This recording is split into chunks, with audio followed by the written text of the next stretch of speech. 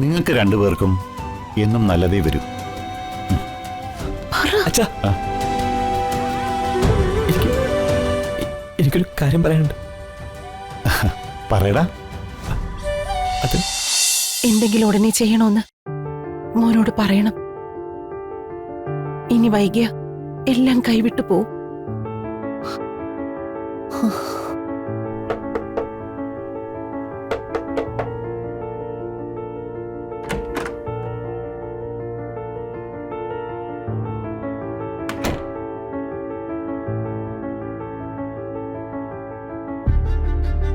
മോനെ, ചന്ദ്രമ്മേ, ചിന്നു എന്താ ഫോൺ എടുക്കാത്തത്?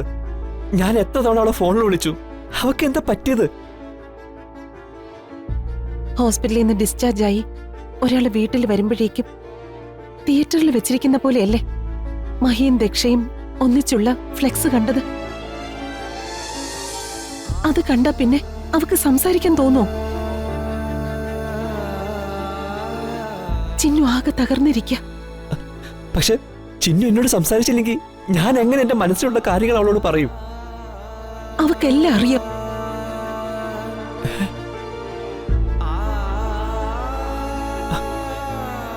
എല്ലാം അറിഞ്ഞിട്ടാണോ അവൾ എന്നോട് സംസാരിക്കാതെ മാറി നിൽക്കുന്നത്? മോന് അവളെ ഇഷ്ടാണെന്ന് അറിഞ്ഞത് മുതൽ സ്വന്തം ഡയറിയില് മനസ്സ് തുറന്ന് അവളുടെ ഇഷ്ടങ്ങളൊക്കെ എഴുതി വെച്ചതാ ആ പാവം. എന്നിട്ട് അവളത് എനിക്ക് തന്നില്ലല്ലോ. മോൻ വേറൊരു പെണ്ണിനെ സ്വന്തമാകാൻ പോവാന്ന് വീട് മുഴുവൻ പോസ്റ്റർ ഒട്ടിച്ച് വെച്ചിരിക്കല്ലേ. പിന്നെ ആ ഡയറി അവള് തരുമോ? അവളത് എവിടെയോ വലിച്ചെറിഞ്ഞിട്ടുണ്ട്. ചന്ദ്രമ്മേ, മനസ്സിനകത്ത് മൂടി വെച്ചിരിക്കുന്ന പ്രണയത്തിന് അർത്ഥവും മൂല്യവും ഒന്നുമില്ല.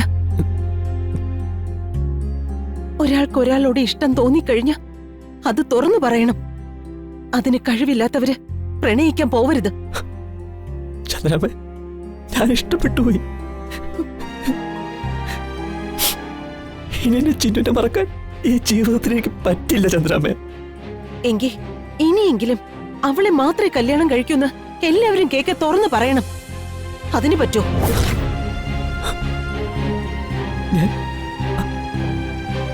അമ്മ അമ്മ ഇത്രയും പേടിയുണ്ടെങ്കിൽ പിന്നെ അമ്മയെ അനുസരിച്ച് കഴിയണം. വേറൊരു പെണ്ണിന് മനസ്സിൽ മോഹം കൊടുത്തിട്ട് അവളെ ഇങ്ങനെ ദ്രോഹിക്കരുത്.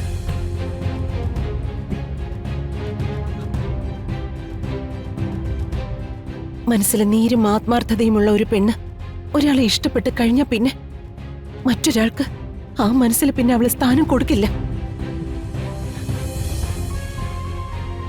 നല്ല പെണ്ണിന്റെ മനസ്സ് ഒരിക്കൽ ഒരാളുടെ മുന്നിലെ തുറക്കും.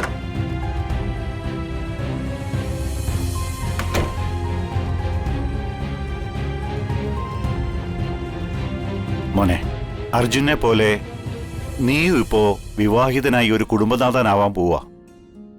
ദേ, ജീവിതത്തിന്റെ ഉത്തരവാദിത്തങ്ങൾ ഏറാൻ പോവാ. അതിൻ്റെതായ ചുമതലാബോധം നിനക്കുണ്ടാവണം. ഇനി ജീവിതത്തെ കുറച്ച് സീരിയസ് ആയിട്ട് എടുക്കണം.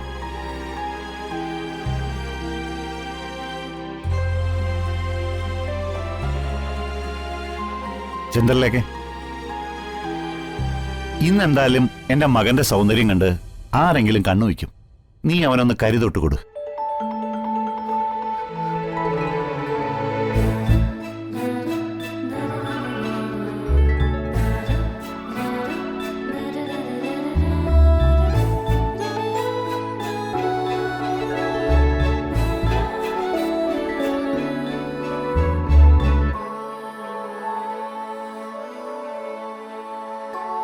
മോനെ,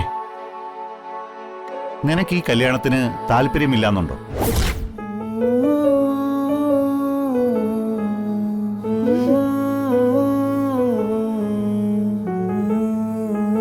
അല്ല, ഈ സമയത്ത് അത് ഞാൻ നിന്നോട് ചോദിക്കാൻ പാടില്ലാത്തതാ. പക്ഷെ നിന്റെ മുഖഭാവം കാണുമ്പോ ഈ കല്യാണത്തിന് താല്പര്യമേ ഇല്ലെന്നൊരു സംശയം.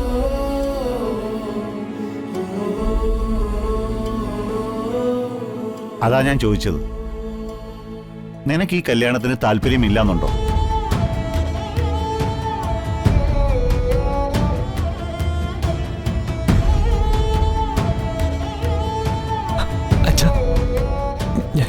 അല്ല, നിനക്ക് ഇഷ്ടപ്പെടാതിരിക്കാൻ വഴിയില്ല. കാരണം ഇത് രമാദേവിയുടെ സെലക്ഷനാ.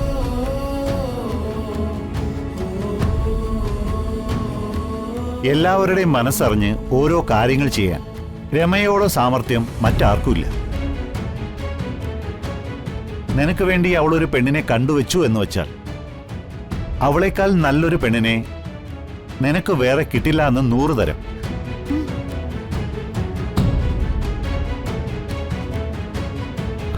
അച്ഛാ, ഞാൻ നിനക്ക് ദക്ഷ ഇഷ്ടമാണെന്ന് എനിക്കറിയാം.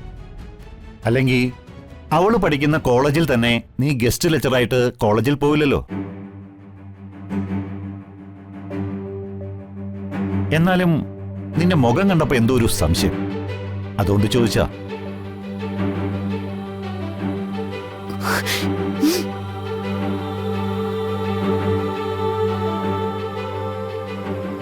അമ്മ, ഞാൻ ചിലരെ കാണുകയോ സംസാരിക്കുകയോ ചെയ്യില്ല.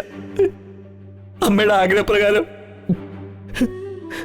ദക്ഷ ഞാൻ ഭാര്യയെ സ്വീകരിച്ചോളാം.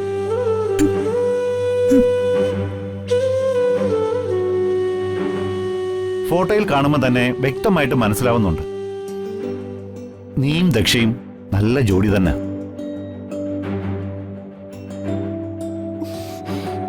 Made for each other, A relation setup from heaven.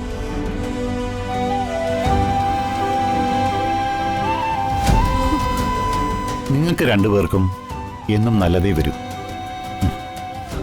അച്ഛാ, എനിക്കൊരു കാര്യം പറയാനുണ്ട്. പറയടാ. അത് എനിക്ക്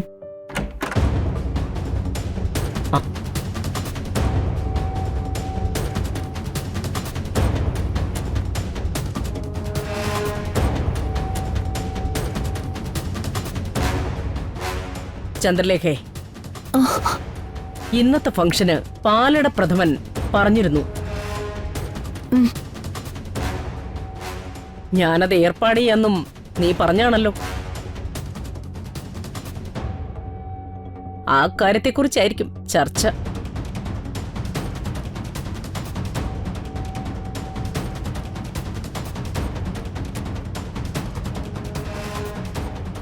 ആ ചന്ദ്രലേഖേ, നീ ഇവിടെ വന്ന് കഥയും പറഞ്ഞുകൊണ്ട് നിൽക്കുകയാണോ?